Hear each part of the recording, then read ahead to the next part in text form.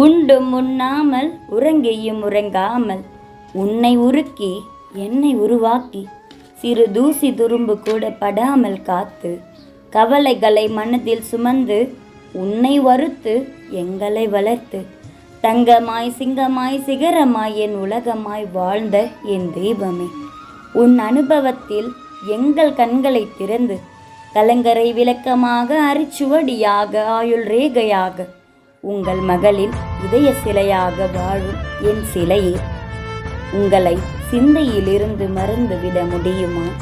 உங்கள் நினைவினை என்னால் இழக்க முடியுமா? இல்லை, தனக்காக ஓடாத கால்கள், உங்களுக்காக உழைக்காத கைகள், களைப்பை அறியாத கதிரவன் உங்களை மறப்பேனா? மறந்தும் இருப்பேனா? என்றும் என் சிந்தையில் பூஜிக்கும் தெய்வம் நீங்கள் அல்லவா அப்பா?